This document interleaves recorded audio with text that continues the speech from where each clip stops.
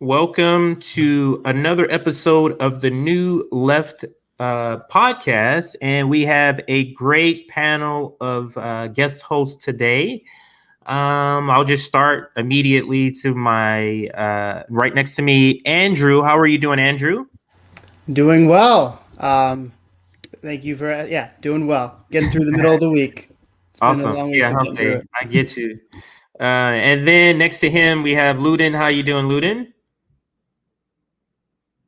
Hey. And then below me, we have Michelle. How are you today, Michelle? I've been running a bit frazzled, but I'm happy to be here and looking forward to the conversation. Absolutely. And then right below Andrew, we have Savage Joy. How are you doing, Savage Joy? And I love it that way. It keeps me busy. Absolutely. And next to you, we have Amira. Is that how am I saying your name right? Yes, that's correct. I want to make sure I'm pronouncing it right. How are you doing today? I'm doing well. Thanks for having me here. Awesome. And below Savage Joy, we have Bubbles or Ben. How you doing, sir? Doing well. Busy week. Excited to be here. Thank you. Awesome. So we're going to jump right into the topic. The first topic being, or I would say probably the main topic, because we might spend most of our time on this first topic. Let me see here. Let me bring up the tweet that has the video. So here we go right here.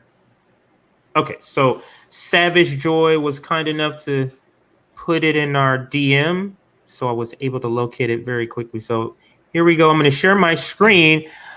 So the title of the video is AOC lying to her supporters. I guess I should back up and show where I got that from. So bear with me one moment, everybody. Let's bring up where I got the title, because the title is from Nick. So I originally saw the video on Nick's page, and he gave his commentary, and everybody know Nick is the FHL a member, also fellow FHL member. So let's play the video from his page so that we can also see his commentary here. All right, so now let's share the screen here.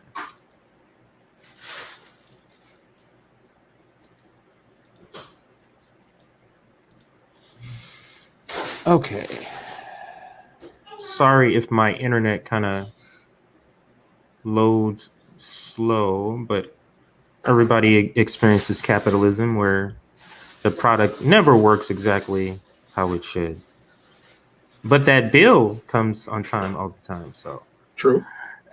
So okay, here we go. So that's where I got the title, AOC lying to her supporters in order to turn them into Democrats. I have no idea how people can defend this. And this is Nick comments that I read there. So let's go ahead and play. Oops. I guess I got to click on this again. Let's play the actual video here. 1 second as it loads. Cop on the international stage. Don't worry, I'm gonna restart this here. America is back at COP on the international. Let's talk about municipal broadband. As a leader in climate action and drawdown. One thing that I think is so exciting about this time is that when we say that the United States is back, it's not just that we're back in the way that the United States was pursuing climate policy before. It is different. And I would argue that it's a fundamentally different approach. America is back at COP and on the international stage. I wanted to see it again. In climate action and drawdown. One thing that I think is so exciting about this time is that when we say that the United States is back, it's not just that we're back in the way that the United States was pursuing climate policy before. It is different. And I would argue that it's a fundamentally different approach. America is back at COP. All right. I think we got the gist of that. So America's back, everyone. And not only are we back as far as the climate crisis, we're back better than before, according to AOC.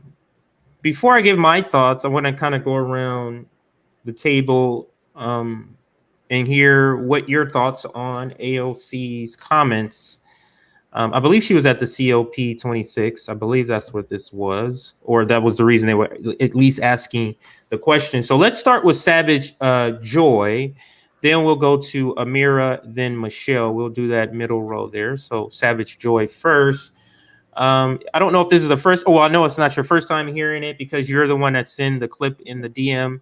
So talk to us about your impressions, your thoughts about what AOC has said there in the video.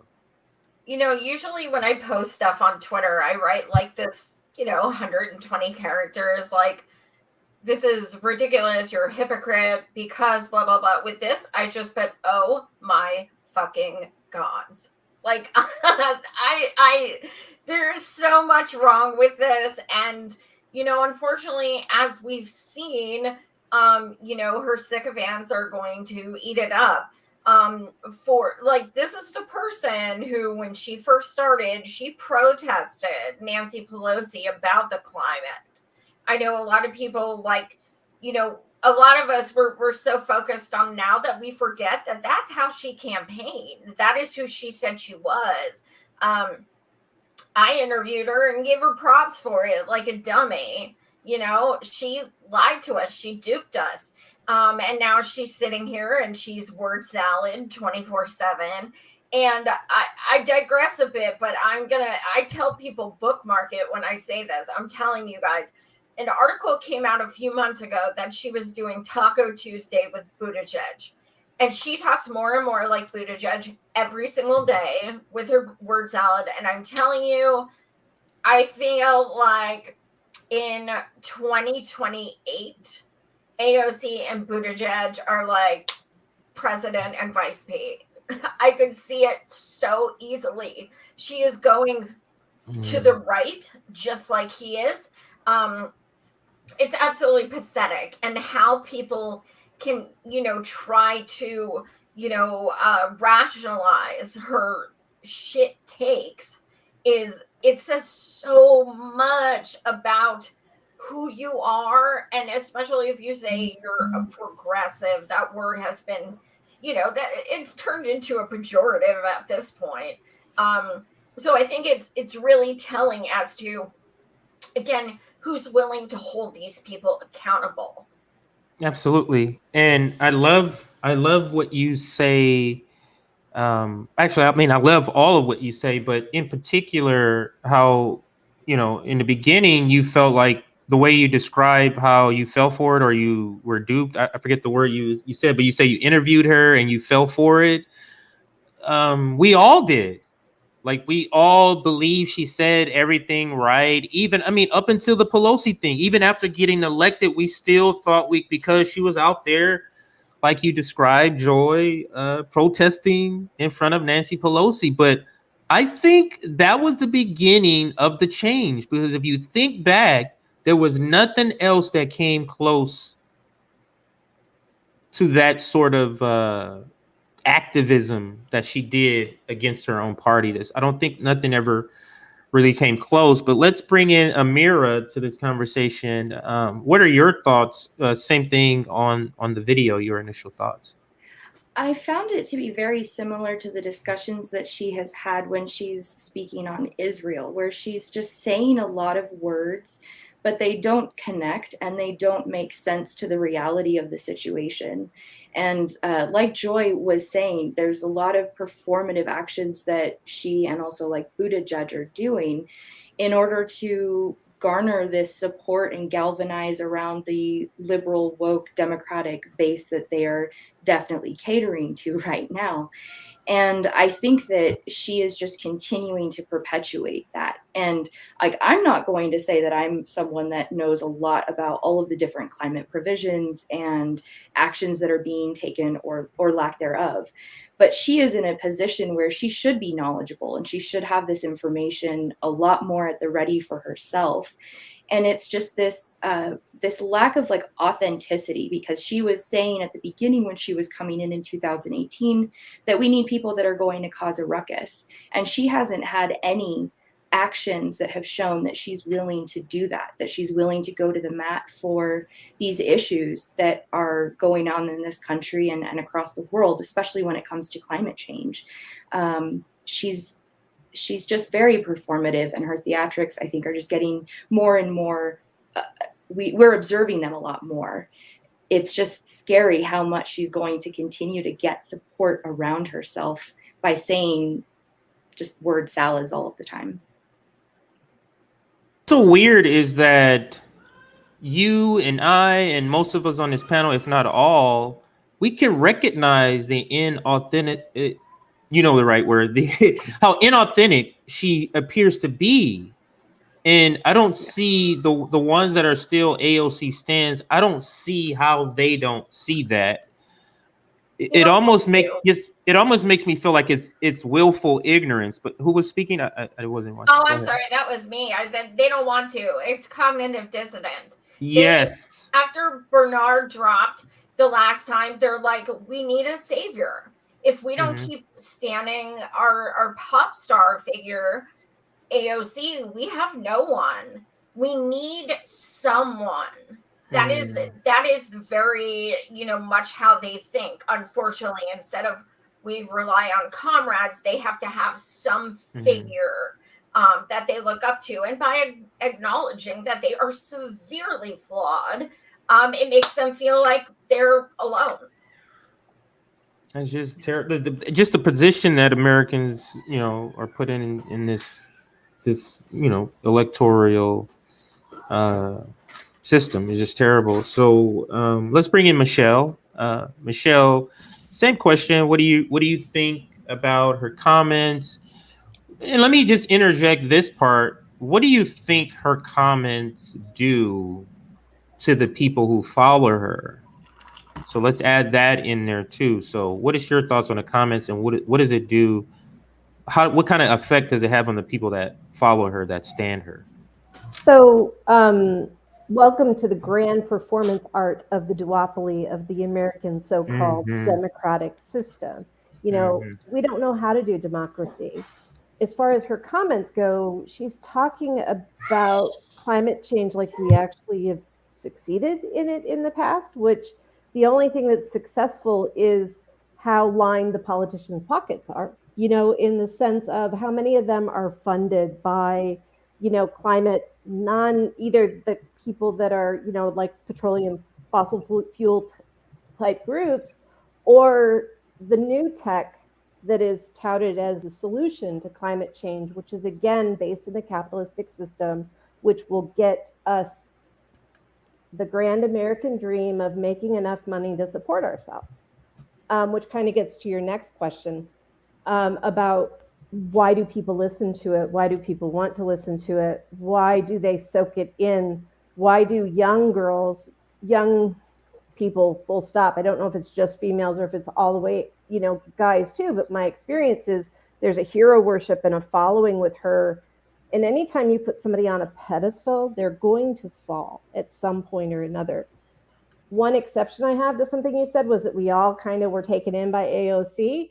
Actually, these people are based in the systems that we're currently occupying. So it's hard for me to say that I supported AOC early on because I didn't. In fact, the hero worship people that were saying, oh, she's this, she's all this. I'm the person in my position at work that I get to break people's bubble and kind of tell them that they're not that progressive and it's performance. And it's an example to use, on why the system isn't working for so many people. But kind of to what Savage Joyce said and Amira said, both, the hero worship and the need, the cognitive dissonance of, oh my God, our government is not what we thought it was, but it never has been. It maintains kind of that complacency, but we're not back on climate change. I mean, I'd like to see state of California as an example of not being back on climate change, because of the fact that so many of the politicians are funded by those companies that don't want the climate change. Right. And our politics are still to support the capitalists that are making capital, and not necessarily us that are slaving away, to make things better for them. Absolutely. Great point. Let's bring in Ben, then Luden, then Andrew. So Ben, what are your thoughts on this? And also, if you want to comment on whether or not, how does it affect her followers?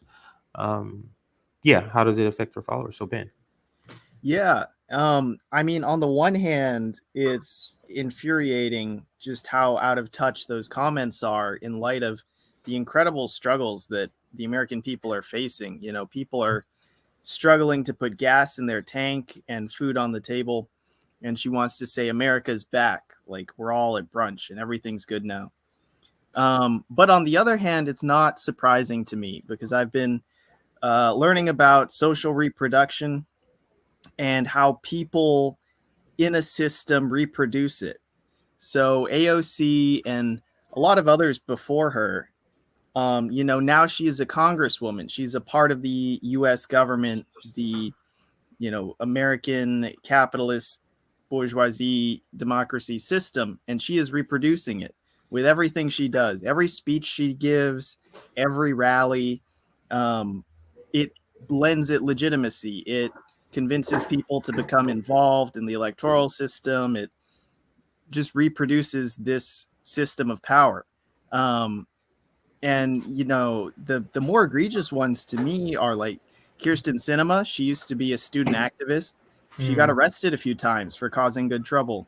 Nancy Pelosi used to be some kind of, young firebrand AOC type personality.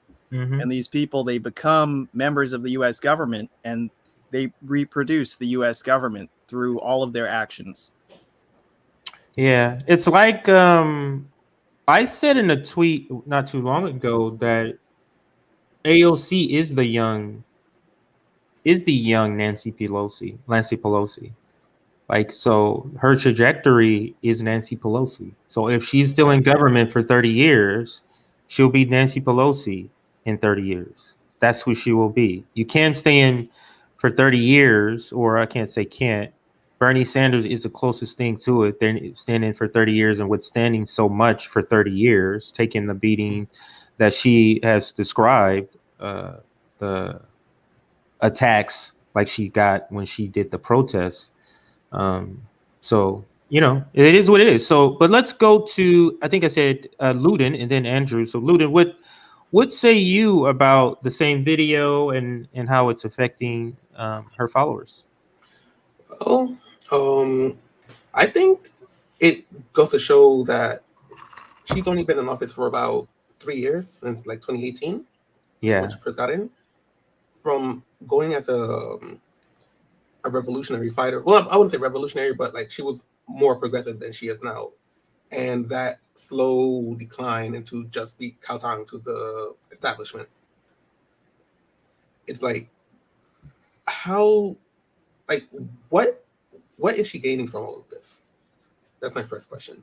Right. And the thing that this does to her followers is that she speaks in a way that basically dangles the carrot. It's like, oh, I'm still progressive, but in order for us to pass certain things, you have to basically give up all this leverage that we have to make the establishment happy, so we stay where we are, and therefore the progressives stay in power, and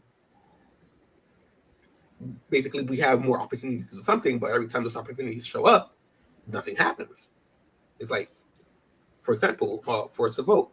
They had leverage, they let it go. Nancy Pelosi became speaker again. Mm-hmm. Same thing happened. March for Medicare for All. Not a peep. She decided to go with Tina Turner to on the same day to yes, campaign, yeah. Yeah. And even now it's like, oh, Biden gets an A+. How? He's doing all these especially in climate. The guy is approving all these pipelines. He's basically doing the same thing that Trump was doing, but worse. Right. And I don't understand. She is absolutely learning, getting polished in the school of Nancy Pelosi, because it's not a complete change, but there is a degrading of even the appearance of being progressive. Like there's not even, now she's starting to use word salad to with the explain away why she's not applying progressivism in whatever the issue is at the time. So it's crazy to me. Yeah. Oh, we have to look at the micro and the macro. Exactly. The how and the why and the when and the what. That's exactly the point, Ludin. And it's just weird. Let's bring Andrew in here. It's weird that there's still people that buy that. That's what's weird. And I'm just wondering, if I was still a liberal, would I be buying that?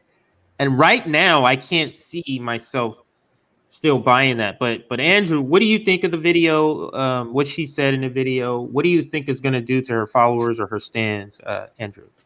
You know, it's funny because me and Novi yesterday were actually talking about the bipartisan infrastructure bill that got passed and everything. And in it, was 25 billion new subsidies to fossil fuel industries on top of the 15 billion we already had to this industry. They also created it sets up to create 4 petrochemical hubs that create profit incentives for greenhouse gas emissions. So knowing this and then hearing her say that is just so incredibly tone deaf. Because first of all, you're saying America is back, which the first thing I thought of when I heard that is that's like giving me MAGA vibes, right? Yes. America is back from what? Where was it this whole time, right? And why is it back? You're not giving any substance behind what you're talking. So really what you're saying is we're so happy to be back in charge, so it's back for us because at least now we have some power. Who knows what you're doing with that power, but they're happy they have that power. Congratulations, right? And so I think answering your question about what this does to her followers. Well, it makes them more docile, right? It makes them not really question much and just kind of blindly go with her. And I think there are some people who, there are some people who put in all this time and energy, free labor to get people like AOC elected, right? And I think some people, unfortunately, are kind of stuck in this denialism because they're having a hard time realizing that could they have been spending their energy in other places, right? And that's a tough pill to swallow. It's a tough pill to swallow to realize there's nobody in government that's on our side, right?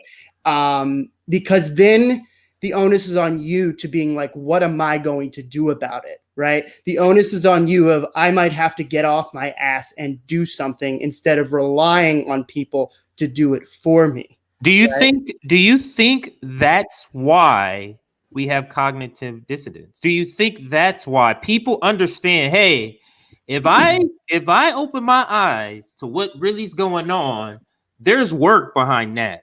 There's a ton of work behind that. So let me just go ahead and just hope that what these Democrats are saying, this gaslighting, I'm going to go with that because the other part is a big fight.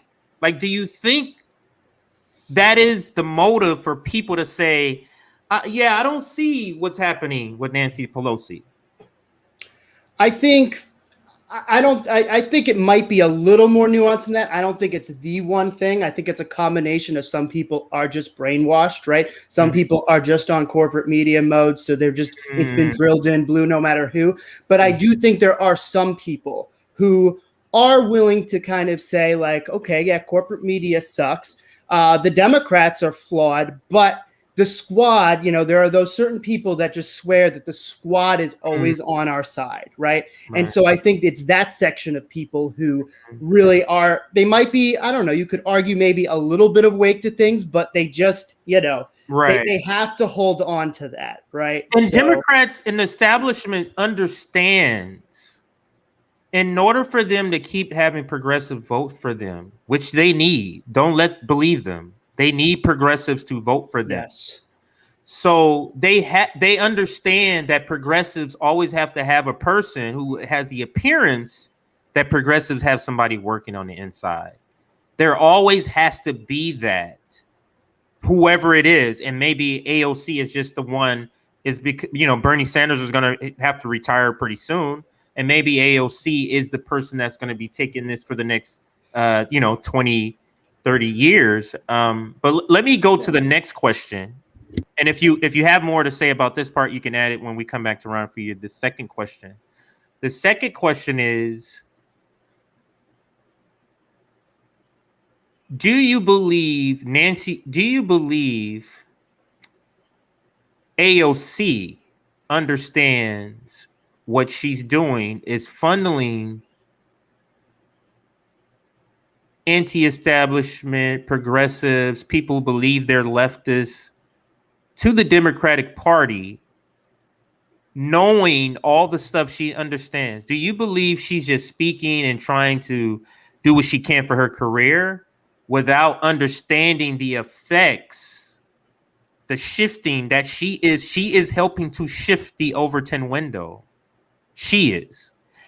So the question is, do we believe she understands that's what she's doing, or do we believe she's completely oblivious to that? We're gonna go to Ben first, then Luden, then Michelle. So Ben, do you believe AOC understands what exactly the effects of her saying these things that seem to be contrary to what she used to be? Do you think she understands the effects? I could never say what is going on inside someone, what their motives really are. But I will say very smart people are more capable generally of deluding themselves. And I think a lot of people will find themselves in different situations where they think, well, I'm doing the best I can, or if I keep doing this, maybe I compromise a little bit now, later on I'll have power. I saw someone in the comments say they think AOC wants to run for president. That would not surprise me, or be Speaker of the House, be Nancy Pelosi, and maybe she is trying to play some kind of long game in her head, and that's how she justifies, supporting the regressive Democratic policies right now. But you play that game and you never come around. You just get deeper and deeper into it, and before you know it, you are the power in the party, and you are just completely reproducing this whole system. Yeah. So maybe she's in the machine. She sees the power of the machine, and I believe that most Americans really don't understand the power of the U.S. empire. Really, you can't grasp the concept of what they are able to do and what they're doing. Like, it's so hard for some people to grasp. I kind of lost my thought there, but I lost my thought. But anyway, because I begin to think about the U.S. empire and how Americans have talked themselves into believing, like people are talking themselves into believing in Nancy Pelosi. And you talk themselves into believing that our military is doing good things. It's sort of the same sort of like, if I don't believe that, that means I'm part of an evil team. You get what I'm saying? So you talk yourself into believing that. But let's, go ahead. No, go ahead.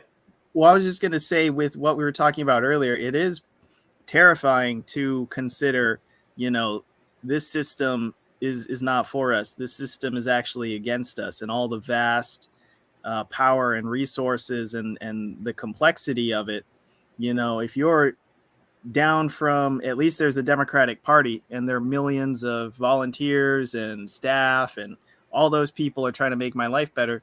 If you stop believing in that, you're left with what, like your friends serving food in the park and your garden at home. Right. You're left with despair. You're left with despair. Yeah. Well, for me, I turn to like grassroots organizing, but it's definitely scary for sure. Absolutely. Let's I believe it's Ludin was the one was going to go next, and then Michelle, and then Joy. So Ludin, same question. Do you believe AOC understands the gravity of what she's doing by making comments like this, and do you believe she understands the damage that she's doing by funneling people, progressives, people that follow her, to the Democratic Party? What say you, sir? I think that at this point, it's more or less intentional, because if I remember correctly, there was a point in time recently where she funneled progressive donations to incumbent centrist Democrats. Yes. Then after that, there was like the recent votes where she voted present, and in one of those votes, she also was getting yelled at by Nancy Pelosi before she changed her vote. So I think at this point she gave up. She hasn't tweeted about Medicare for all or anything like that, and it's like everything she's doing is just going more and more to the center. Right. And the media, what's telling to me is corporate media is starting to love her. Corporate media doesn't love anybody that's doing anything against the empire. Yeah. So they're starting to slowly fall in love with AOC as long as she keeps making these sort of comments and doing these sort of performative things. I think Michelle, and then Savage Joy, then Amira. So Michelle, same question. Do you think she gets the gravity of her making comments like this? Do you think she understands she is changing the Overton window? She is changing what's known as progressive or leftist, or whatever word you want to use. Michelle. AOC is, I'm going to first treat her as a human being before I treat her as a Democrat. AOC is surviving. And when you're a elected Democrat, if you run against the party or if you talk outside of the party line, you get unfunded. You don't get your reelection campaigns funded. So in essence, the Democratic Party, the same as the Republican Party, traps people in those parties. And traps them in their processes. So that's a way that you can bury your head in the sand and continue to do what you're doing. But AOC has a history of not necessarily having unlimited funds or unlimited, she was a worker, she did all these other jobs, this other stuff. So there's a survival element to this. But with all of this, what I think we have to remember is it wasn't that long ago that even I realized, oh my, to get the change I want, we have to revamp the whole system. How do you revamp a system that for most of us we've been born into, or for many we've been born into? And if we weren't born in the United States, we were born in another country that promoted and built up America as the great thing that we're supposed to be. So how do we deal with that fear factor of our whole world has to change? How do we deal with that huge task? And for me, I see that more because of the disability element that I'm constantly dealing with, that I can't fix the policies that exist to create a better world for everybody. I can't build equity into those policies because those policies are flawed to begin with. So with all of that, it's a scary thought. So as citizens or people or regular people, it's like, yeah, you get the hero worship, because she's talking a talk that may or may not make sense with the real situation that we find ourselves in. But the people that are looking for the real situation, they're, you've got two people, you've got two different groups, one that is willing to explore how can we do all of this differently. The other one that's like, oh, that's too scary because I can't research, I can't look back over our history and see all the egregious things that America has done. And when you talk about the superpower of the United States, we harm countries all over everywhere. And those things are sanctioned by our government. And those things are done in the context of a lot of different things. But we bury our heads in the sand because it's more comfortable to believe in the shiny bauble that we see people kind of have it, but we don't really understand why they have it. So it's just an ongoing, goes back to the dissonance thing. It's scary when you're in a survival mode, which most of us are at this point, with capitalism being where capitalism is. When we're in a survival mode, you do what you need to do to get ahead, to get where you need to do, or not even to get ahead. Sometimes it's just to survive. And how do we create change in that container of the ongoing struggle that none of us can spend a lot of time looking at, because it's overwhelming in a world that's already overwhelming to all of us. Yeah, I mean, this is how it is to describe a failing or falling empire. Like, basically, this is how it is to describe that. I'm gonna pop this question in real quickly. Question for the roundtable and chat: how do you put pressure on CEOs and corporations to do the right thing without actually protesting?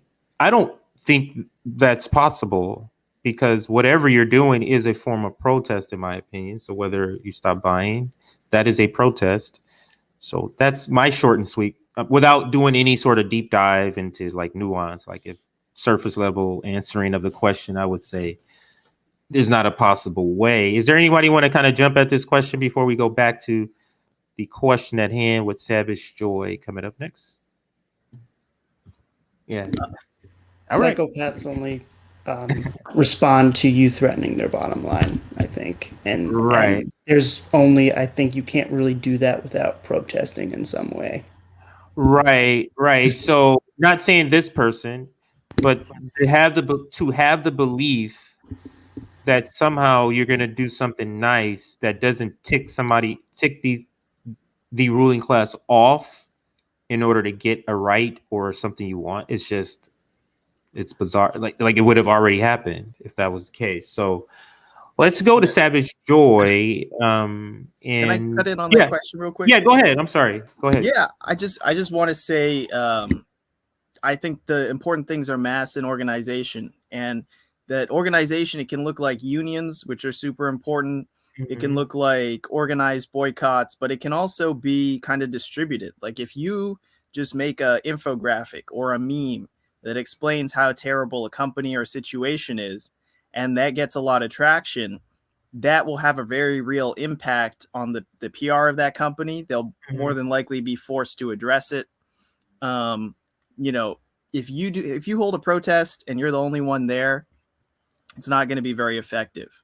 But if you bring 20 friends, 100 friends, suddenly that's something that will demand attention. Mm-hmm. Absolutely. Let's go to Savage. I think I said Savage Joy and then Amira. Okay, so Savage Joy, what do you think, or do you think AOC understands the effect of her saying things like this, like saying Joe Biden, is exceeding her expectation or whatever grade she gave him? Do you think she understands the damage she's doing into progressive movement, to just the brand of progressivism? She understands that she's moving the Overton window. Do you think she gets all of that, or she's just kind of operating independently of thinking of that? Incredibly intelligent. I've met her numerous times in addition to interviewing her. She is absolutely brilliant, quite honestly. But you got to look past, to her past. She, worked for Kennedy, who's a total shit lib. She definitely has shit lib in her history. One thing that literally the day she won the election, I'm not kidding you. I hope it's on YouTube. I'm not sure, but it was like ABC or NBC, one of those people went up to her and they were like, I know one of the concerns from Democrats in New York is that with you winning, what happens if Bernard runs again and he loses and Hillary is the nominee in 2020? Will you vote for Hillary? And she goes, absolutely. And the woman then said, would you vote for any Democratic nominee? And she said, absolutely 100%. And that was literally hours after getting her seat the first time. And I thought, wow, like that did not take long. She didn't even say, well, we'd have to discuss it. It depends on what their platform is. Like she just legit right there. She just started telling us who she was right there. And then, you know, to say we're going back on climate change, it's like we can't go back. We've never done shit. How do you go back to nothing? Mm-hmm. And then, you know, like so many countries have declared a climate emergency. Now, what that means tangibly, nothing. But it is an actual declaration of a climate emergency. And that does have its merits because it shows that they are at least taking the responsibility enough to acknowledge that this is an emergency. Now, the United States hasn't even done that. So, and that is so minuscule. So then, you know, you have her, you know, wearing an abolish ICE hat 2 weeks ago. Well, why don't you use this opportunity to talk about climate refugees? Mm-hmm. Why don't you talk about how many thousands and thousands of refugees are going to be coming to our country because of climate catastrophe and how abolish ICE would be, you know, beneficial, things like that. Like that's an opportunity. If she stands for what she says she stands for, a lot of things can be worked into that. And then also, I was going to say what Lubin said as well, you know, $100,000 that she took out of her donations that were given to her, that she gave $100,000, $5,000 each person, don't even like her, think she's a socialist, think she's a commie, to establishment Democrats. So, 2 supported Medicare for all out of, what was it, at least 20 or something. Let's see, 5,000, 20. So 2 supported Medicare for all, none supported the Green New Deal. One of them, Connor Lamb, is, you know, by me in Pennsylvania, and he is a literally Republican. All of them take big money. And so not only did she give her donations to these people, what she also did was hurt third-party candidates from entering. Because now, why would a third-party person enter when the incumbent has already been endorsed by this pop star figure? It already hurt third parties. So there's just so much she's doing, and she is absolutely aware. I have no doubt in my mind. She is much too smart. And yes, I absolutely think she will take over, you know, maybe she is who Nancy Pelosi is talking about when she says bird bath privilege scrub. I don't know, but I think she's going to be over something. Absolutely. Great points, Savage Joy. Let's go to Amira, and I think after that is Andrew. Yeah, we'll finish up with Andrew. I think he's the last one. So Amira, your thoughts on whether you believe AOC understands how she's moving the Overton window, how she's funneling progressives, left-thinking people to the Democratic Party. Do you think she understands she's doing that type of damage? I do think that she does. And to reference, there was a comment from a a viewer saying, you know, like, why are we talking about AOC? And I think that that's a valid point to be making of, you know, why are we giving her so much airtime? And part of that is because she is the face of the squad of the progressive wing of the liberal democratic side that's, you know, pushing a lot of these woke policies. And because she's young and she's beautiful, it's who the media is paying a lot of attention to. And it's because of that that I do think it warrants us having these conversations about her authenticity and what ultimately led her to be in this position that she's in. When it comes to if she does, you know, fully understand what she's doing, I do think that she does. I mean, Joy pointing out that, you know, within just a couple of hours saying, yes, I'm going to vote for a Democrat, you know, regardless of who they are, it goes to this authenticity part about AOC.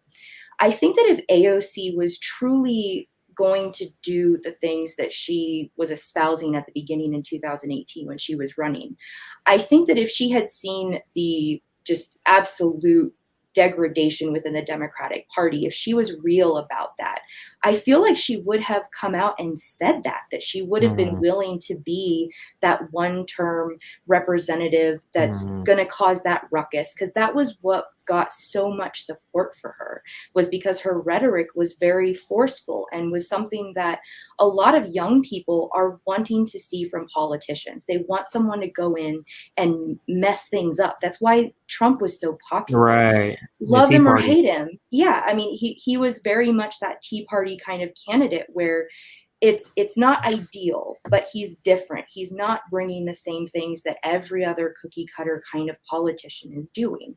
And so that's why I think talking about AOC is important, because we have to be able to call these individuals out when they are not being authentic. And it's also really important for us to be noticing these people that come up through the Democratic establishment that are saying all of the right things, but are looking like they're not going to be doing what they say they're going to. And then hearkening back to kind of the first thing that we were initially talking about, it takes a lot to look past your own perceptions. I was a Democrat for a very long time. When Trump came into office, it was really uncomfortable because it was just like, how the hell did this happen? And there's so many people that are, like Michelle said, they're struggling right now and they're just trying to survive. And so as much as we do critique the Democratic base and liberals and all of the ideologies that they have, I think remembering that we are humans, we're all struggling, we're all suffering, we're all trying to get through this crap storm that's coming down on us is really important. But that's why we have to hold these politicians accountable. And I think that that's why we have to keep talking about AOC as much as people don't want us to. I think it's important that we talk about her and other members of the squad, because they're going to be the Democratic Party in the next 20 years. Right. And so it's, who are they going to be bringing up? Who are they going to endorse? Who are they going to prop up? Because we don't want to continue having these discussions in 20 years of, oh, that AOC, why wasn't she, you know, who we wanted? So we have to keep speaking up and holding their feet to the fire. This is what I always say to this question. Why do we talk about this person? Why do we talk about that person? I get the sentiment. And there are things that I do feel we talk about. If it's something bickering, if it's Stan versus Stan, yeah. You know, if it's Pete Buttigieg Stan versus AOC Stan, that is not something. Why are we talking about that? But when we're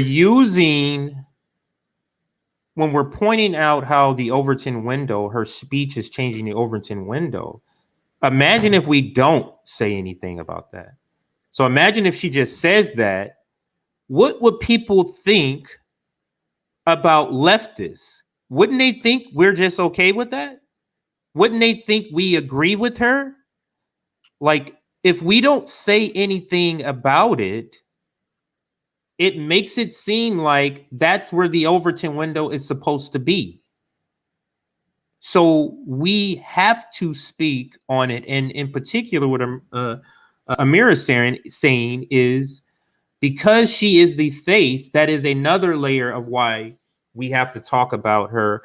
That's just, for me, that's the reason why I even bring up these topics of AOC, because I've never been a fan of AOC. I've said this in a few episodes already. Even when she was campaigning for Bernie, I have several tweets where I'm not a fan of her. Like, if she helps him, that's cool, but I'm not a fan. So I get the nausea of not wanting to talk about her, but understand, in trying to understand propaganda, the Overton window, we have to talk about the people that the propagandists are talking about. And the propagandists are talking about AOC, because she's the face of progressives, and on Fox News, the radical progressives. And so go ahead. I just want to add in here too that AOC is a clear point where we can point to and educate more people on the performance, because of what, that dissonance that is being promoted as correct and normal and everything else. So we talk about AOC as an example. I'm not railing on a human being, because the human being part of things is me saying that she's also trying to survive. She's smart. She's doing other things, those kinds of things. She's in a system that's baked against a lot of people, but yet we're spoon-fed from birth that system is what is the greats of the United States. So, but we talk about AOC, we talk about Ro Khanna, we talk about the squad people, all because of they're good examples, because they're saying one thing, and it's clear to point out that they're not walking the walk that they're right.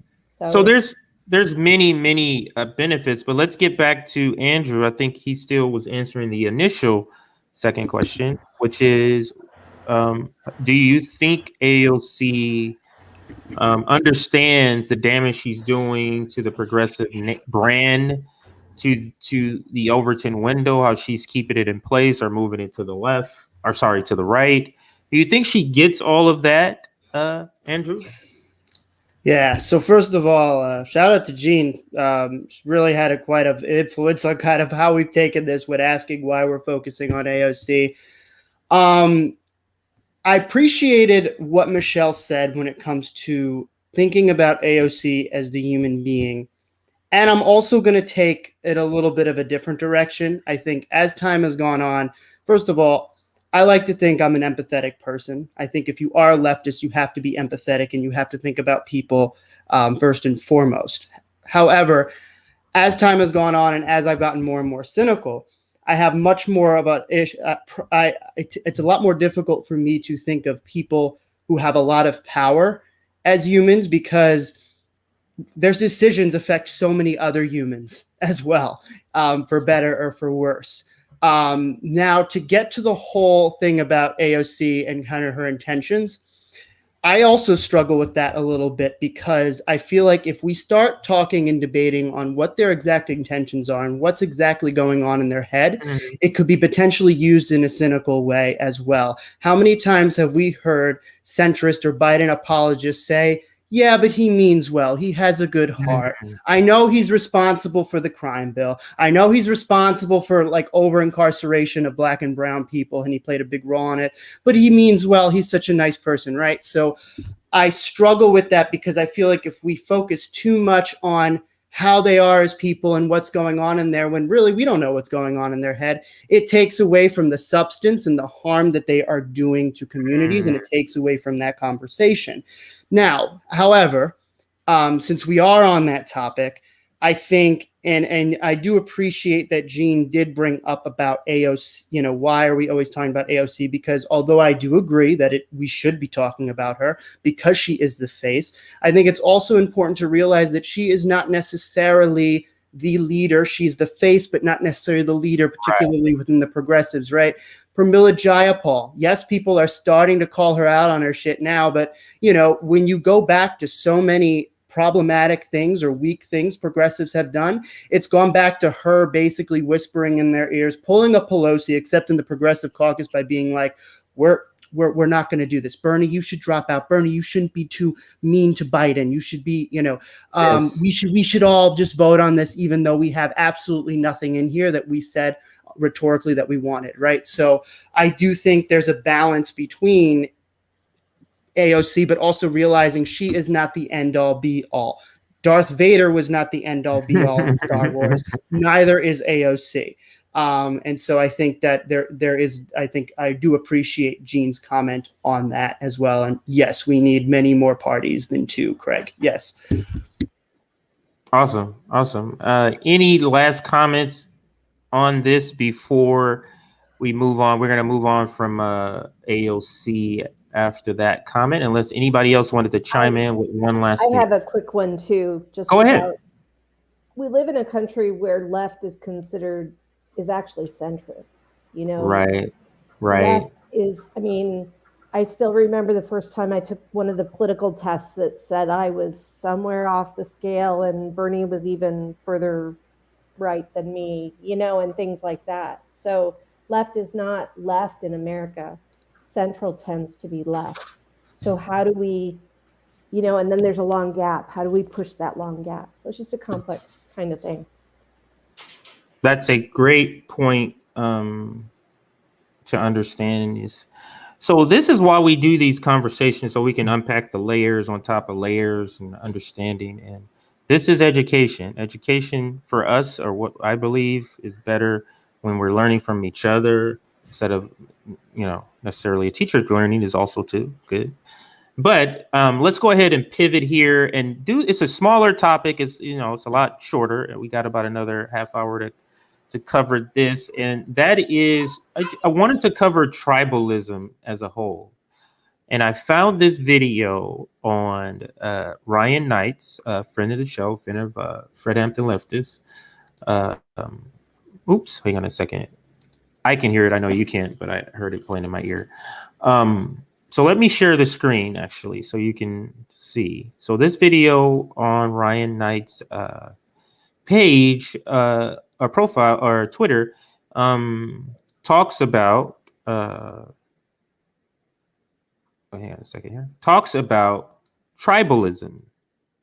So this is what it says. It says, discussing how the blue team versus red team landscape of U.S. politics conditions people to look the other way when their side engages in corruption. And that's what I'm talking about. That's what I'm describing as tribalism. So let's hear this clip. It's about a little more than 2 minutes.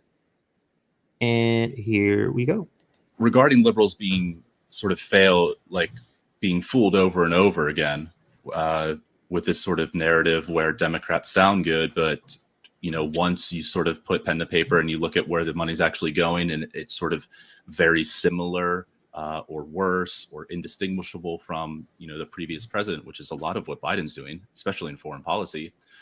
I think people have a view of politics that's very team oriented. They sort of, and this is sort of peddled by mainstream media, where they sort of view their party alignment as sort of like they would root on a sports team, rather than saying, look, I'm sort of just a dispassionate voter. I know what my needs are. I want to see which party is doing the best job of providing, you know, what I need to reduce sort of the shittiness of everyday life, the minor inconveniences, whether that's, you know, ranging from very serious ones to like minor ones. You know, healthcare can be one where I urgently need healthcare. It can be very serious, but also even if you're talking to someone who's middle class and upper middle class, who's a business owner, having universal healthcare makes their lives extremely, it simplifies everything, because you don't have to worry about spending hours, you know, with admin on a business. You just know it's taken care of with your employees. So I just, you know, I think it's time that people view politics in a new light, one where it's sort of a dispassionate assessment of what parties and what members of those parties are actually doing with their time and doing with our money. Yeah, I mean, I, you know, for many years, I kind of fell into that comfortable liberal category where, you know, I would listen to the stump speeches, you know, watch maybe an hour a week of CNN or MSNBC. And, you know, if you just listen to what Democrats are saying when they make those speeches, in some ways, you know, they sound okay. But if you just go and you look into their FEC filings and you just do a little bit of research, like 10 minutes of research, you see that who they're funded by, how much money they're taking from corporations is just as much money as Republicans take. So yeah, that is a clip off of Ryan's page, but it speaks to what I wanted to talk about in this shorter segment here, which is tribalism. And tribalism is as us as leftists. I'm really a populist, but as a populist, as leftists, as left-leaning people, we sit back and look at both sides, and we're like, both you are doing the same thing. Like, both of you are ignoring your own corruption of your party and pointing out corruption that your own party does itself on the other party. Like, all of these people are actors in these parties. They're just, putting on a theater, and we're just seeing you eat up theirs, but you're throwing away the other sides, and it's the same thing. And to me, I don't know, it's just so clear ever since I stopped being, a liberal and became a leftist. Is like this, they're very similar. They both fall for the same sort of propaganda, just in a different color. So that's the question, or that's the landscape of this next question, or this next topic. And I'm going to go to Amira first this time. But what is your thoughts on tribalism in the duopoly, and like the person who is overlooking the corruption has to know they're overlooking the corruption, so they can't fool themselves. They may try to fool other people. Do you think people... So this red-blue team, I'm trying to make this question a little more concise. That's why I'm having a little trouble. Do you think people are buy everything their team is selling, or do you think people are just rooting for their team because it's their team? So if I have a person who has been a sexual predator to women, and the other side does, so what? Ours only did three women. He has 50, so we're better. You get what I'm saying? It's like, you now are accepting this just by saying the other person is more terrible than me. Mm-hmm. So do you think people, non-establishment people like you and I, who are just supporting these red and blue teams, do you think they get that they're part of keeping corruption in place by accepting the corruption on their own side? Or do you think they don't even hear about the corruption? I think a lot of the response that comes from the divisiveness from both sides, the Democrat and the Republican, is coming from the pervasiveness of propaganda in the mainstream media. And because people want a tribe, like it's a very primal nature in our core as human beings to want community. It's very important for our survival. And that also finds itself when it comes to ideologies. And it's one of the best ways to divide and conquer. And that's why we continue to have this happening in 2021. I think that it's really only when you start to take the glasses off, like they live, that you start to see this pervasiveness of propaganda in the media and realize that both sides have the same level of corruption. They have the same level of influence of billionaires, large corporations, just like legacy wealth holders that have a lot of sway in where this country goes and what policies and who's in power and who has the illusion of power and things like that. And so sadly, I think that people, because of this hyper stressed out nature that we're in right now, people don't always have the time and energy to spend figuring out, is my side the right side or not? And it's really uncomfortable to put yourself in that position of questioning everything that you've ever thought about the party that you support, because you've likely grown up in a household where, you know, it's this way or it's that way, it's religious or it's not. I mean, lots of communities have nuance, but some can be very stuck in their ways.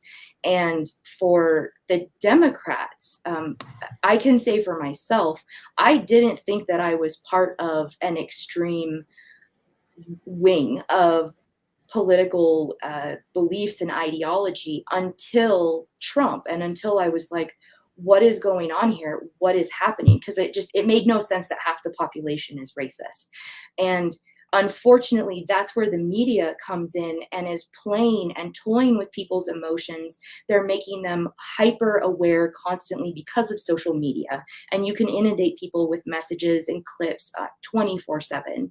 And you've got the more Democratic side of CNN and MSNBC, and then the more right wing with Fox News and things like that. And it's where the whole journalistic standards and integrity gets really frustrating, because these high-level journalists that are getting paid millions and millions of dollars don't seem to care or want to acknowledge that they are continuing to push and promote the division in our country. And they don't seem to have any desire to help. They just want their side to win. And that's where it's just so dangerous with this tribal aspect, because being part of a tribe is very, very important. And they're using that against people in a very nefarious way. I just think it should be tribal where it's by class. Like, you know what I mean? Like, okay, I'm not fine with tribalism per se, but it's so weird that tribalism and the sides that are selected, I guess that's what's weird. It's the side. So I'm going to go to Andrew, then Michelle, then Ben. So Andrew, I'm going to bring you into this conversation. But one thing before I go to Andrew that you said, Amira, what people don't have time, that is key. What's key in keeping the duopoly in place, what's key in keeping people on their tribal corners, is not having the ability in time to figure things out, to research things. That is key. And how do you do that? You do it by suppressing wages. Suppressing wages is key to the duopoly staying in place. Because if I work 2 jobs, when I turn on CNN, I'm just looking at the highlights. I don't have time to check to see what the person on the screen is telling me.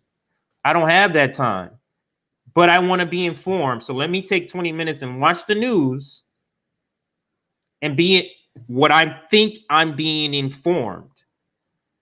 So that's key to this entire thing, in my opinion. So let's go to Andrew and back to the original question about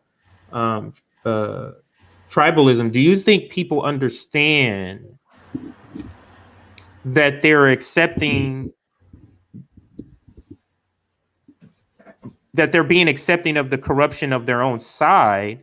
Or do you believe people really think it's different? So for example, I know it's the same question, but now I thought of an example. The kids in cages, AOC, it's completely different now. It's the same cages, same kids, but now it's different. Right. But now it's different. And you think of you rationalize a difference in your mind. You rationalize a difference. So Andrew, I added a little more to the question. What are your thoughts on it? Yeah. I mean, first of all, I think I really appreciated that you said people don't have the time, they have deflated wages, because that reminded me of a conversation we had regarding with Nina Turner's race and all the misleading dark money thing that came in, where it's like, you know, and that is always, I think, the obstacle is people don't have time. I think, and this kind of almost brings me back to the first question that we talked about at the beginning. I think people don't always have, it's again of like they maybe have some awareness that both parties are really bad, but again, they have that cushion of at least telling themselves at least one kind of works for me, because that then gives them the comfort to sit on their ass as opposed to being like, okay, I have to do something now because we are continuously getting screwed, right? So I think it's a combination of, yes, the mainstream media feeds on our emotions a lot. But I think it's also the fact where this two-party system has made people feel constricted in some ways. Not all, right? But some people feel constricted where they have to kind of be in denial. And then add that to the constant, corporate media and the one-sided media that they watch, where they might not even really have an idea and know that kids are still in cages because they're not talking about that. They talked about it under Trump because of the hidden agenda of getting Trump out so that their party could have power, right? So I think it's always, with these things, it's always hard to say it's one thing because people are by design complex. They got a lot of things going on, and people are also very different, and generations, I feel like, have some differences in terms of what they do with this as well. So I guess that's sort of my overall response and assessment. No, absolutely.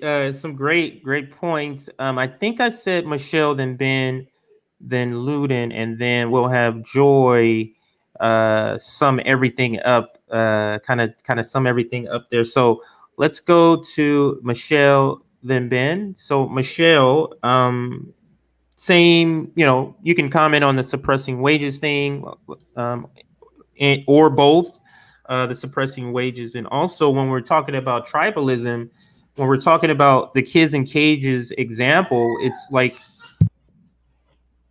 it's a different, we see the same situation differently because it's our team. So do you believe, this is all hypothetical and we're all, we're speculating, but do you believe people on these teams, on these red blue teams, blue MAGA, red MAGA, do you think they know they're accepting their own corruption on their side? Or do you think they really believe in the word salads of differences, like for example, in the kids in cages? I mean, America has been sold on this cult of individualism, which compromises our teams, our tribes, So then once you belong to something, it's almost a competition to stay belonging to something, because we sometimes don't have that in our home life or, in our day in, day out, working situations or whatever. We're spoon-fed by the media. We're spoon-fed, and then we're judged if we don't accept what we're spoon-fed. Mm-hmm. And it's like, help me, I'm an American, but I suddenly took my blinders off and I realized that we're in a different place than what we were. The kids in cages is a solid example of that. There's still kids in cages. And in some ways, there also were kids in cages under Obama. And there also, this wasn't started by a Republican, but why is it that Trump still bears the blame and the shame and everything else for those things? But the other point that you made that I think is equally important, if you keep people busy enough, and I think there's even animal studies that show this, if you keep the animals busy enough, they don't see everything going on around them. That is key. And that's the point of what saying, if you keep the workers working, and make no mistake, if the country is ran like a business, that means we're the workers, we're the labor. And then take it a step further into the pandemic stuff. Sorry, I thought you No, go ahead. No, that's a great point. That's a great point. And I think that's why Robin is in the house again. I think that's where she's giving you your flames there for what you were saying there. So thank you, Robin, for being here.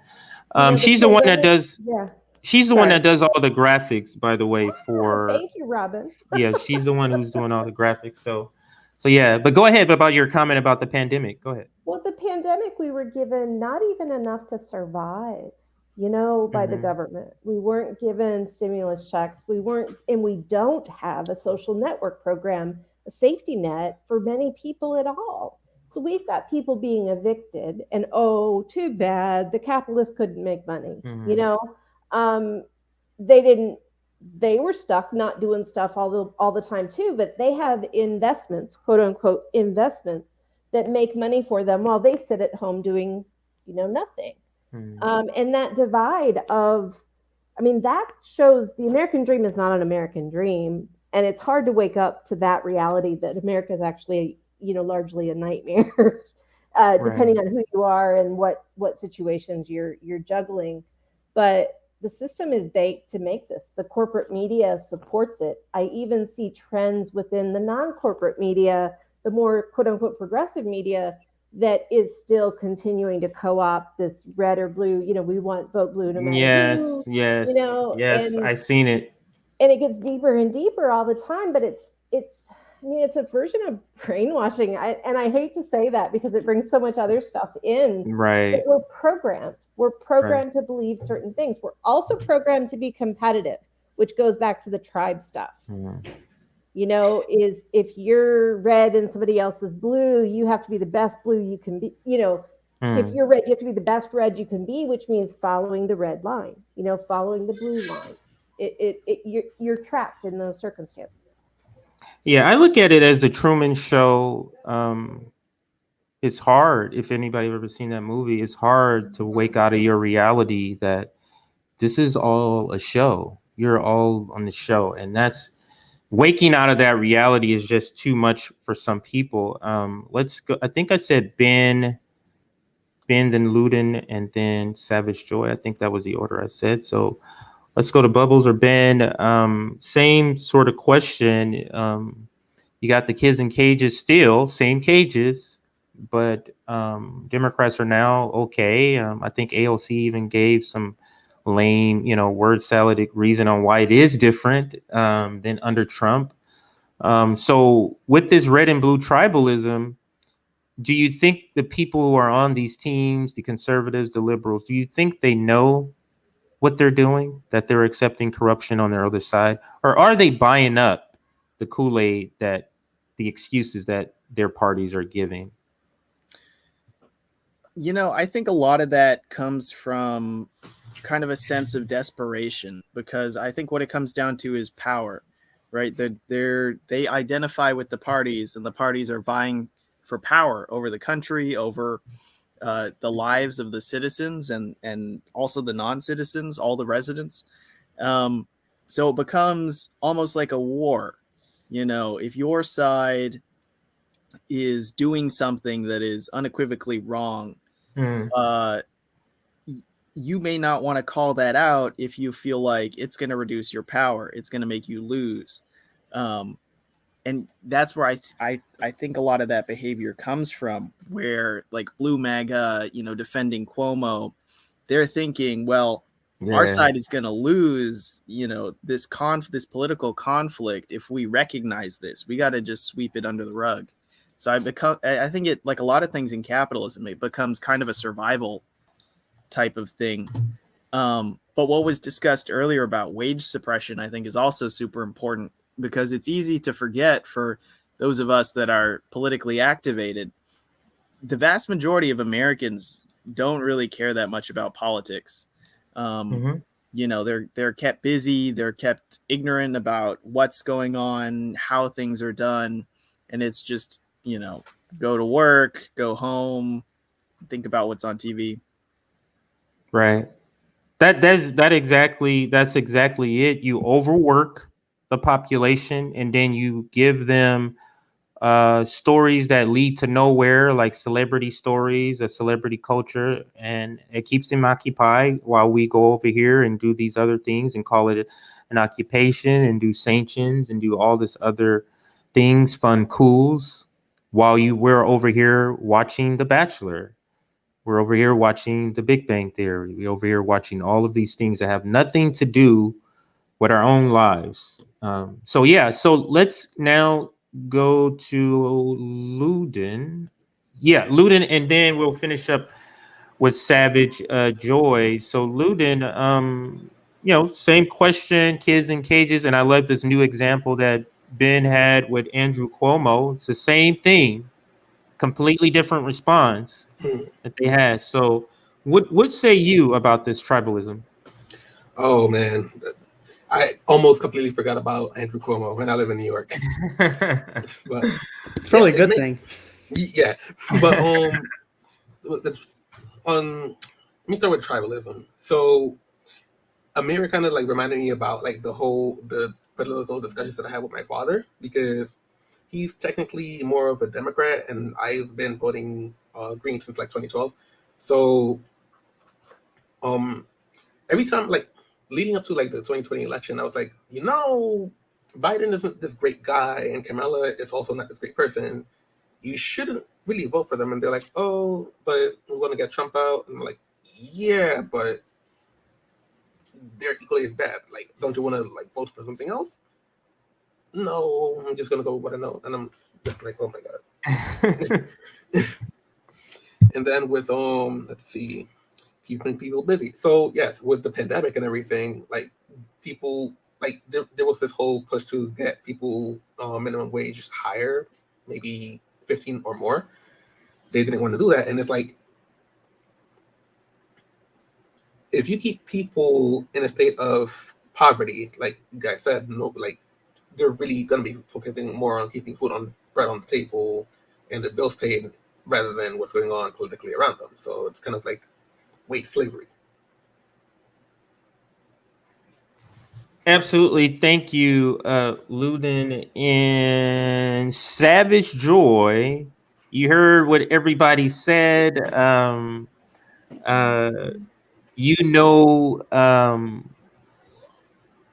mean, I've seen several tweets from you about red and blue team. So that's kind of why I wanted to kind of leave you at the end to kind of sum up this, give us a summation of what you think tribalism, this red and blue team, the accepting of the corruption on your own side, or at least putting on the blinders about the corruption of your own side. What are your thoughts on all of this? Well, the first thing I think of in red and blue, I think of in the shitlib parody book I wrote, one of the chapters is called Red Light, Blue Light, Gaslight, because that's exactly what it is. When it comes down to it, this whole thing of my guy is better because, and it's all manipulation. It's all sadly, you're not going to be able to get through to people who are that dedicated and that strong-willed that they refuse to see any credence in what you're saying. You can tell by someone's reaction if they're willing to accept it and have some discourse. And online, it's not usually going to happen. But yeah, shout out to Ryan. We've done many shows together. The one thing I will differ with him on, though, is that I've been saying what they're saying for years. However, come 2020 and late 2019 with the election, I started seeing things differently. And I don't mean that as a pun. I just realized. Yes. But I really took to it as like, let's take Biden, for example. Okay, so I started noticing that, like, holy shit, they don't even care enough to lie to us anymore. Like, it used to be like, we're the good guys, we're the good guys, we're the good guys, and we'll do this for you, we'll do that for you, and you're like, hope and change, yay, this is awesome. And then, like, we get to Biden, and Biden's like, if Medicare for all came to my desk, I'd veto it. Nothing will fundamentally change. You kids are, coming up to me asking if I'll stop taking fracking money. Go vote for someone else. Like, it got to the point where they're not even trying. They're just like, look, we have all you vote blue, no matter who suckers. You're all we need. We don't even have to placate to any of these, commie Bernie bros anymore. And we'll just guilt y'all into, we're just going to vote shame you anyway. So, and most of you are going to, give in. So, I mean, the bar is so low, it is literally 6 feet under. So it is so difficult to tell people, I'll end on this. JB, love you, boo. JB did a tweet last week that was incredible because it's JB, and he was talking about Black men in politics, like in actual positions and elected positions, and what has disappointed him. And the one guy, Jeffrey T. Tibbin, I forget his name, he's a total shit lib, blue check. He comes in the comments, and I swear to God, his response to Jay was, "Now do Trump." Trump is not Black. So I don't think anyway. So like, this is how bad it's gotten. Like, they're not even reading or trying to. There is no reading comprehension. You are saying something bad. It had Obama's name, and it didn't praise. So you're saying bad about my team. Now do Trump. Doesn't matter if it's applicable. Now do Trump. So it's such a hissy fit. It's absolutely incredible. And, you know, I mean, let's face it, Dems want to lose in 2022.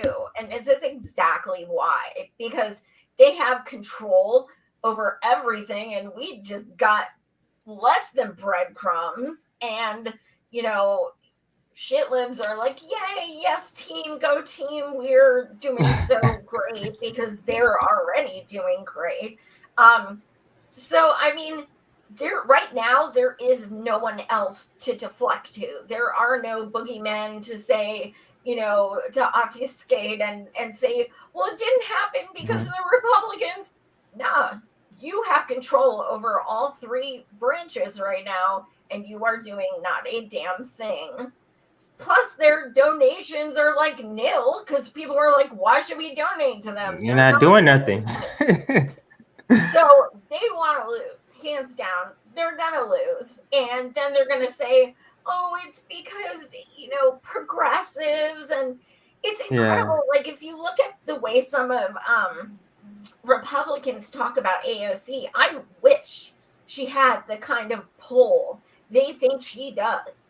Because they think, you know, the Dems are like this, like, commie party. I watch it. Like, wouldn't that be amazing? Yeah, like, I wish the Democrats were like what Fox News said. I wish they were that way. Exactly. If only. I thought this comment here, or everybody, not just Savage, I thought this comment here was one to put up. It's sad how deliberately dumbed down U.S. citizens are by idiocratic pop culture indoctrination. Many people in the U.S. proudly proclaim how little they care about politics. I mean, I'm assuming by the comments that this person is not U.S. born or not in the U.S. And I mean, I must say I was alluding to this here, and when I was speaking about pop culture, like our celebrity culture, these are just stories. You literally go to Yahoo's homepage, look at all their news stories, and you tell me how many real news stories you find there. Very little. It's something like 9 out of 10 are just, you know, The Bachelorette. Oh, Will Smith came out and said this. You know, it's always that type of thing. It's never any critically thinking about what's happening. It's nothing ever about poverty. When people who are below, like very, very poor, they're living in such an existence of being invisible. There's nothing on TV about them for them. There's nothing on like no commercials for them. There's no one in government that's helping them, that's on their side. They're an invisible people because nobody and no entity is standing for them. And yeah, that's what I wanted to say there. But that was sort of my summation of my last speak of what I wanted to say. So I'm going to go to all of you. We are reaching our 90-minute mark where our target was. So I want to give everybody the opportunity to say any last comments on any of the topics, and then also tell us what's coming up next for you. If you have a podcast, for example, tell us when your next episode is, when your show is, what day of the week, and that type of thing. I'm just going to go middle row, and then I'll go to Ben, and then end with the top row. So let's go to Amira, then Michelle, then Savage Joy. With, if you have any final comments on any of the topics, do so. If you don't, then just tell us what you have coming up next. Amira. Yeah, I don't really have any much more to add. I think everyone did a really good job at putting a lot of really good ideas out there and covering these topics. I'm a writer for a blog called Endemic Times, and it's now on Substack, so you can find it there. I'm currently working on a project that's going to be covering propaganda and persuasion in today's day and age. It's probably going to be the end of this month. I'm hoping that I'll have that done. So that's where you can find my work. I'm on the Populist Voice Network every other Wednesday on their panels, and then FHL here as well. Absolutely. Thank you. And I think I said Michelle. Yeah. So Michelle, same thing. If you have any final comments on any of the topics, and then also, what do you have coming up next? I think we covered the topics fairly well. So there's no real closing thoughts on that. I mean, there's always more to discuss with these issues, and that's Right. kind of the beauty of what we're doing. I believe the General Strike Summit is what's publicly next to me, in a larger audience, as well as, just for FHL, the reality that that's a huge undertaking, and it'll have a lot of amazing people in it.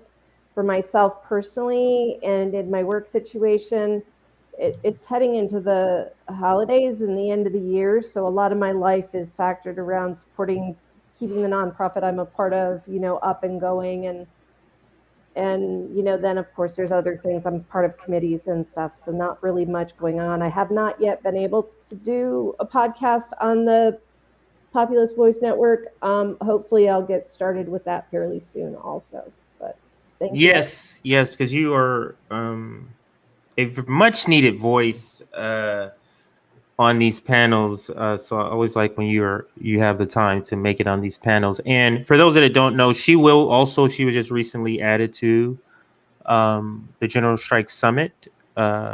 We wanted to have 2 panels for disability rights advocates, or just discussions around that. And we have one that will be with JB on Sunday, and then we have another one that will be on Friday. And this one would just kind of talk about some of the more pressing issues that are currently happening with the disabled community. And then the item on Sunday is more talking about the involvement with the general strike, like what can people who are disabled, how can they participate? That's what that discussion is about. So check both of those discussions out. So let's now go to Savage Joy. Savage Joy is also a contributing speaker at the General Strike Summit. She's going to be in a couple of panels, so I'll let her kind of discuss that if she wants to talk about it, because she's a great asset, and she's on, I know, at least 2 panels, I think. Yeah. At least 2. So Savage Joy, what do you have going on? Also, if you have any final thoughts, go ahead. Savage Joy. So my final thought, I guess, just to sum everything up, would be look for what is not the shiny object. Look at things that don't necessarily trend or on Twitter, or that kind of show up but have like 100 people talking about it, things like that. Look for what is not shiny and exciting, because you're going to find a hell of a lot more interesting things with actual substance. As far as what I've got going on, my shitlib parody book that I co-wrote with Pat the Burner. It is at savageandpat.com, and Amazon free. We self-published. So I know the holidays are coming up. Get things like that. Get Amazon free, get Etsy, get support writers and artists things like that, and give charitable donations. Those are the two things people need to really focus on. Speaking of general strike, don't give these bleep your money. Support real people. Aside from that, so tomorrow night on my channel, Savage Joy Marie Man, which you can find on Rockfin and YouTube, I am going to be joined by Miss Amira. I'm going to do my this week's news and have her as a guest because she's incredible, as you guys just saw. And Sunday, yes, that is the all weekend is the General Strike Summit with so many awesome people. I'm so excited. Sunday, I will be on the disability panel at 1 p.m. with JB.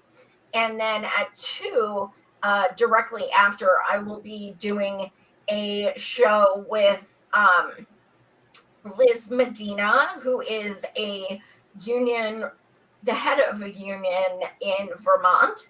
And she's also an expert on labor rights and labor movements back to the 1800s. And also Chuck Modi will be joining us as well. Chuck has been in the streets talking to protesters every day for over 12 years. So I think we're going to have some really good discussions. I'm so excited. Yeah, I can't wait. I said this in my last podcast earlier on Conversations with Leftists. I just surprised that it turned out this good. It's a lot better than I even thought it was going to be. So that is awesome. So thank you, Joy. So we finished the middle row. Let's go to Ben, and then we'll finish off on the top row. So Ben, if you have any final comments on any of the topics, and if not, what do you have coming up? Yeah, absolutely. Great conversation, everyone. Thanks for having me on again. I have a stream called Locked and Leftist, Arms Training and the History of the Armed Left on the Populist Voice Network. If any of y'all are not subscribed to the Populist Voice Network, please go check that out. We've had 2 episodes so far, and a really cool guest, Prairie Community Defense. I have my mutual aid community defense project called Anarcho Airsoftist. Please follow me at @airsoftist on Twitter and at Anarcho Airsoftist on Instagram. We post cool training videos and informational stuff. Yeah, I think that's it. I'm excited for the General Strike Summit coming up. Oh, last thing I wanted to plug, everyone please get organized. If you have the time, join your local DSA, SRA, IWW, arm your friends. You get together with like-minded people and start doing things. Absolutely. Thank you, Bubbles or Ben. Now let's go to the top row. We'll go to Luden and then end with Andrew. Luden, any final comments on any of the topics? And if not, what do you have coming up? What you got going on? Well, as a final thought, I would like to say that instead of calling the squad the fraud squad, I have upgraded them to the Pelosi posse because they're just to whatever Pelosi wants. And Pelosi posse. Right. And as far as what I've got coming up, this Saturday at 10 p.m. on the Populist Voice Network, I have my show with Novi and Austin, Professional Asses, and we're going to be covering COP26 and a couple of things that are surrounding that. And that's about it for me.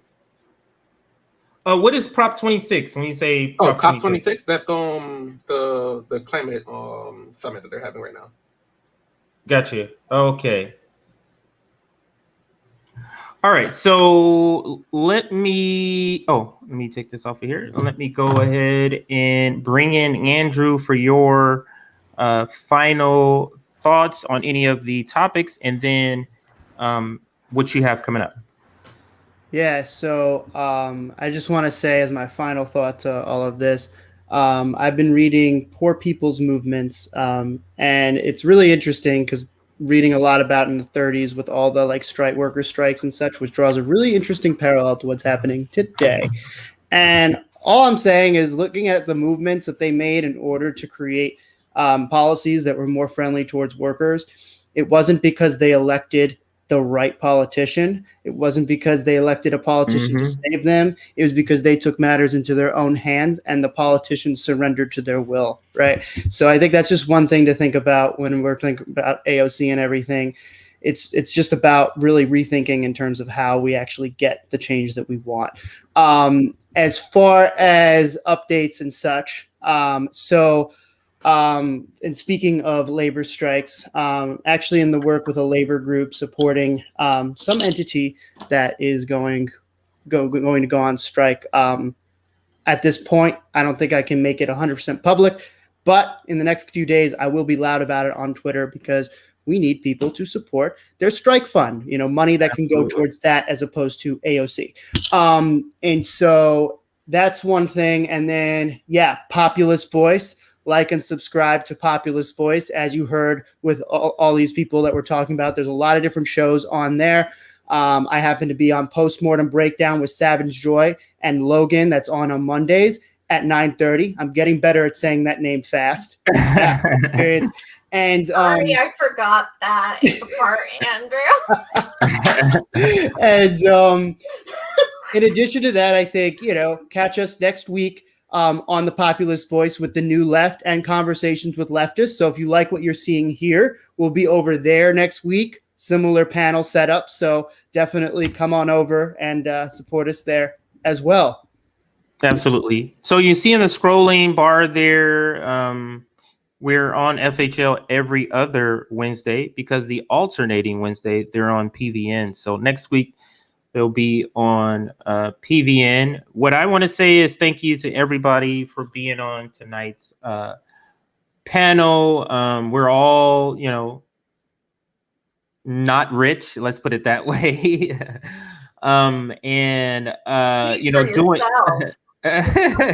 Doing this work. This work takes time, and having these conversations are valuable, and it's good that all of us are kind of taking a little bit of time of our days to have these conversations, to educate each other, to educate those watching. So the General Strike Summit, I want to end there. I'll share the flyer as we close out here. It is this upcoming Friday, November 12th, all the way to November 14th. It is Friday through Sunday. We're streaming 10 a.m. till 10 p.m. each of the 3 days. And believe it or not, all of the days, the hours are filled up. We thought we were going to have 30-minute gaps here and there. Every single hour is filled up. And we're still adding people to different panels. So it looks to be a very productive event of conversation. So let me tell you what it is for those who don't know. The General Strike Summit is not a general strike. It's a summit of people coming together, like-minded people who all believe that a general strike can be the solution to a lot of things that ail this society. And how do we put it together? So that's what this 3-day live streaming event is. It's just talking about different aspects of it. Some people will be making the case on why we need a general strike. So that means talking about why capitalism is not working, talking about poverty, talking about the inability to get the disability rights that are needed, for example. So there'll be different things in it. We have a mutual aid activist. We got some organizers. We got the Red Berets, for example, that'll be there. So check it out. It'll be 3 days. So hopefully one of the days you're able to catch some information, but it'll always be there for replay. So I'm going to leave you with that. So we're going to be signing off here with the General Strike Summit up. Thank you again for everybody who joined us, and we are signing off. See you next week on the Populist Voice Network.